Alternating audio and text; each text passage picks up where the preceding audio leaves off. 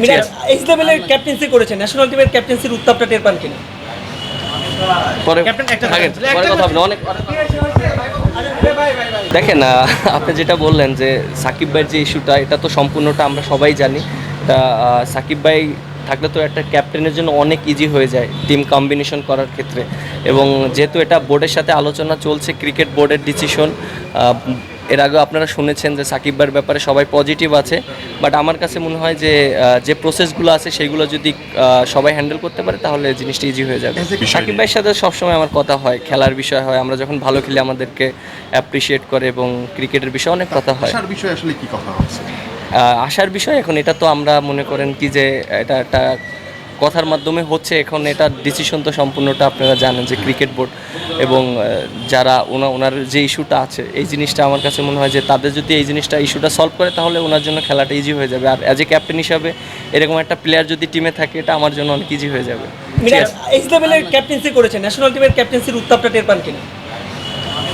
পরে ক্যাপ্টেন একটা থাকেন, পরে কথা হবে না, অনেক আলহামদুলিল্লাহ। দেখেন যে বিপিএলে সবাই পেমেন্ট পেয়েছে, অবশ্যই এটা ভালো লাগার বিষয়। আর অবশ্যই ক্রিকেট বোর্ডকে ধন্যবাদ দিতে চাই যারা বিপিএলটাকে আয়োজন করেছে। বিপিএল গভর্নিং কাউন্সিলে যারা ছিল, মিঠু ভাই অনেক হার্ডওয়ার্ক করেছে, দেখেছি যে উনি এই টাকাটার ব্যাপারে মানে প্রত্যেকটা টিমের সাথে কথা বলেছে এবং যেভাবে প্রসেস করা দরকার প্রত্যেকটা প্রসেস সম্পূর্ণ করেছে। এবং আমার কাছে যেটা মনে হচ্ছে প্রত্যেকটা টিমই টাকা পেয়েছে।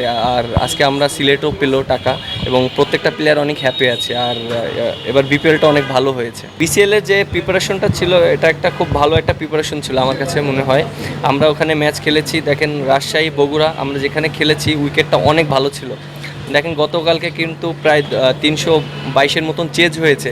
এটা একটা অবশ্যই ওয়ানডে ফরম্যাটের জন্য এটা একটা পজিটিভ দিক এবং আমার কাছে মনে হয়।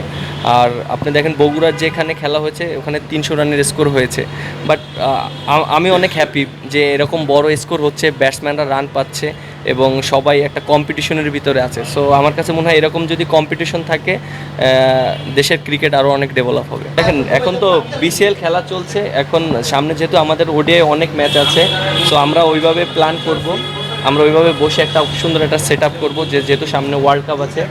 আর আমরা যেহেতু অনেক দিন পর ওডিআই খেলছি, এবছর আমাদের ওডিআই অনেক বেশি ম্যাচ, সো আমরা একটা সুন্দর একটা প্ল্যান করতে পারবো। দেখেন মাত্র তো স্টার্ট হলো, আর যেহেতু বিসিএল দিয়ে শুরু হয়েছে, আমার কাছে মনে হয় যে সামনে আমাদের যে সিরিজগুলো আছে আমরা বসবো, আমরা বসে একটা সুন্দর একটা প্ল্যান করব যে আমাদের সিরিজগুলো আমরা কিভাবে ভালো খেলতে পারি এবং আমাদের সিরিজগুলো কীভাবে উইন হতে পারি। দেখেন আমরা যে ওডিআই ম্যাচগুলো খেলেছি অনেক গ্যাপে খেলেছি, এবং তখন কিন্তু একটা ফোকাস ছিল যে টি-20 খেলাটা নিয়ে, এবং বেশি আমরা টি-20 খেলেছি। এবং আমরা যখন ওডিআই খেলেছি অনেক গ্যাপে আমরা খেলেছি, সো ওইভাবে প্ল্যানও করা হয়নি। বাট আমার কাছে মনে হয় যে জিনিসটা যেহেতু সামনে ওডিআই অনেক লং টাইমে আমাদের যেতে হবে এবং আমাদের অনেক খেলা আছে, সো আমরা সুন্দর একটা প্ল্যান করতে পারবো।